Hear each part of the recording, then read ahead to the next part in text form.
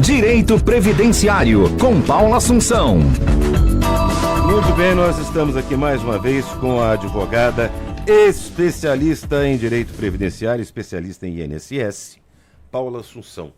Entrou em vigor a portaria do Ministério da Saúde, que atualiza a lista de doenças relacionadas ao trabalho no país, que publicada originalmente em 1999, eu não sabia que tinha tanto tempo.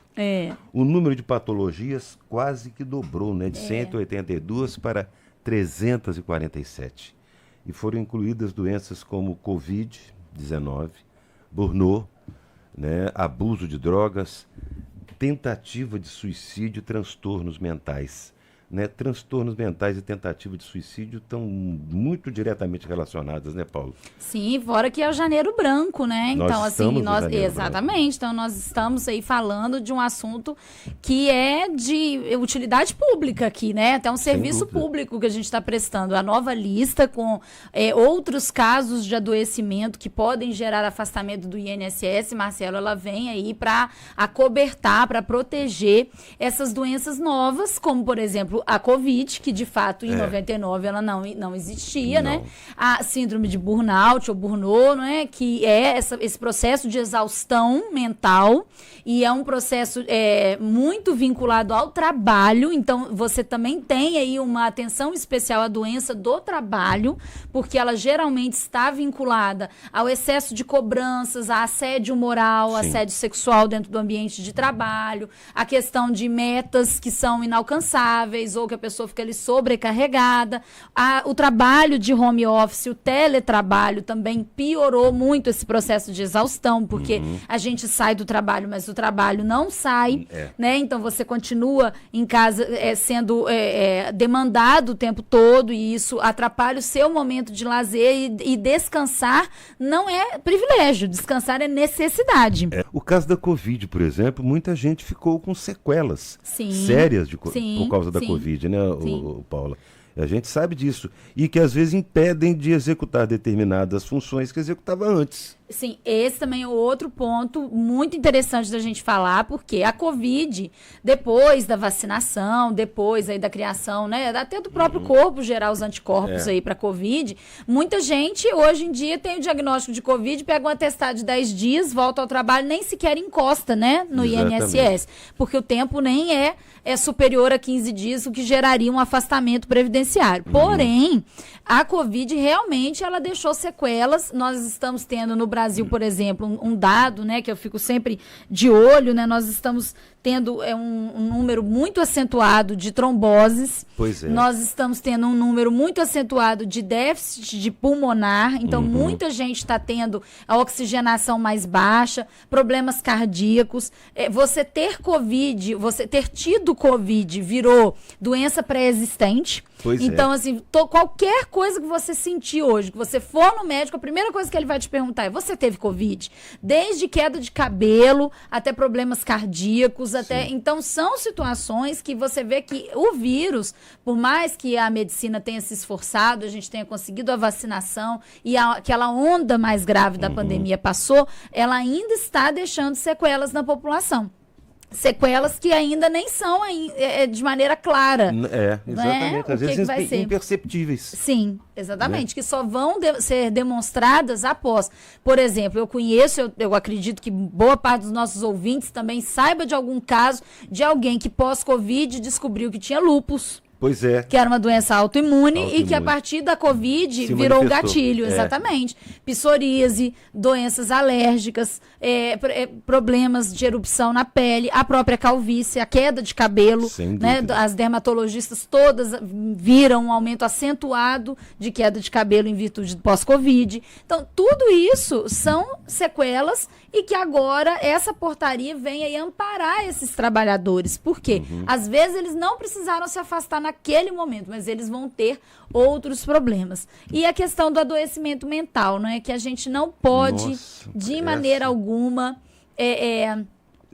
A gente precisa ficar nessa linha tênue que o pessoal fala, não se fala tanto de suicídio, porque pode dar gatilho, as pessoas podem querer cometer, as pessoas podem querer visibilidade, mas não falar leva essas pessoas para invisibilidade, ninguém conversa sobre isso, e eu também deixo aqui também um abraço especial às famílias das pessoas que se vão dessa forma, porque a família tem pouquíssimo amparo, porque ninguém fala, então assim, ela fica com uma vergonha muito grande, uma sensação de fracasso muito grande, porque ela não conseguiu ali a tempo evitar que aquilo acontecesse. Então, a gente tem mesmo que cuidar muito da nossa saúde mental. Muito. E o que muda na prática?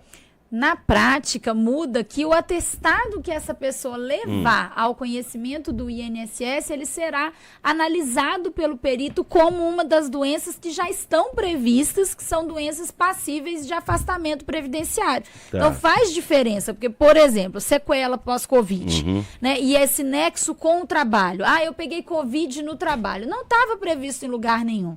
Quando você já tem isso na portaria, agora, por exemplo, que as perícias são documentadas, que o perito nem conversa com a pessoa, ele analisa um atestado. Já estando previsto na portaria, a chance da pessoa conseguir um afastamento aumentou muito, né? Quando você vê essas doenças de transtorno mental, ela tem uma dificuldade de ser diagnosticada, porque ela não aparece em exame nenhum. Então, o que as pessoas criticam muito e elas ficam condoídas com razão, que elas têm que chegar lá no perito, às vezes, maltrapilhas, elas têm que chegar lá mal, acabada, sem uma maquiagem, sem um batom, sem pentear o cabelo, porque senão ele acha que ela tá boa. Tá boa, né? Não. E aí a pessoa fala, gente, mas eu tenho depressão, eu tenho essa tristeza profunda, essa falta de ânimo, esse pessimismo, essa dificuldade de se reerguer, só que eu não posso me arrumar, eu não posso passar um perfume, que significa que eu estou bem. Quer dizer, é necessário para afastar o trabalhador, o que seria? Esse laudo médico? Esse laudo, que agora é documental. Isso, não, assim, não tem jeito. Requisitos básicos. Primeiro, qualidade de segurado, que a gente vem sempre puxando a orelha aqui. Isso foi bom você ter tocado nesse assunto. Eu já falo puxando a orelha, né? Porque, olha, gente... Se não é segurado, você não vai conseguir. Não tem, gente, não tem desculpa, não tem o que fazer. Você fala, Paula, mas eu tô sem dinheiro, Paula, eu tô desempregado, a situação tá difícil, passou a virada do ano, eu tô endividado. Gente, a contribuição do INSS, a gente vai falar nos próximos programas sobre o aumento do salário mínimo, mas a contribuição do INSS hoje é de R$ 145,20. Então, assim, aperta um pouquinho daqui e dali, pede um dinheiro emprestado pro irmão, pra mãe, um pouquinho, pelo menos uma vezinha, dá para acertar. E não perder a qualidade de segurado. Porque quando você perde a qualidade segurada, aí você tem que pagar 6 meses em dia. Aí realmente, às vezes, vai ficar apertado para você. Né? Quem está desempregado vai ficar apertado mesmo. Porque R$145 não é nada. Você vai numa padaria, você vai comprar um pão, um leite, você vai pagar uma conta da CEMIG, para você não ficar sem luz. Então, a gente entende a necessidade, mas uma vez você tendo a qualidade segurada, uma vez no ano, gente, uma vez a cada 6 meses. Se você juntar R$20 todo mês, daqui a pouquinho você consegue juntar o dinheiro. Porque tem que manter a qualidade segurada. Segundo requisito, ter os atestados, né? Você tem que mostrar que você está fazendo tratamento. Não adianta você falar, eu tô com depressão. Tá, mas o que você faz? Você não foi no médico, você não foi na terapia, você não foi no psicólogo, você não foi no psiquiatra. A gente sabe do gargalo do SUS, a gente sabe de todas essas dificuldades, mas se você precisa do afastamento, você precisa do diagnóstico e de mostrar que você está tratando. Com certeza. Né? Que isso também é uma outra dificuldade. Às vezes a pessoa tem um diagnóstico de 2019, aí chega 2024 e ela fala, é a mesma doença. Não, não é mais a mesma doença.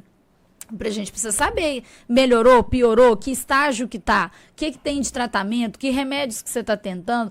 Quando o atestado é bem feito, o laudo vem falando até isso, em uso contínuo de sertralina, fluoxetina, que são os remédios aí muitas vezes que acompanham esses tratamentos, de acordo aí com a orientação médica. Às vezes precisa de um tarja preta, né? Às vezes precisa de um remédio para dormir, às vezes precisa de um remédio para se manter mais acordado, porque tem aquela sonolência excessiva. Então, assim, cada caso é um caso. Então, não dá para chegar lá com um laudo de 4 linhas e achar que o perito vai identificar a sua situação.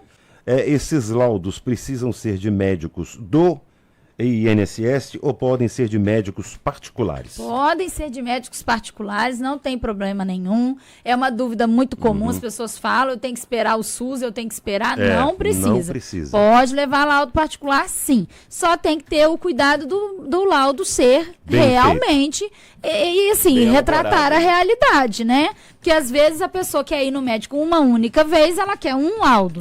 Muitos profissionais se recusam de dar laudo na primeira consulta, porque eles querem avaliar aquele paciente mais vezes.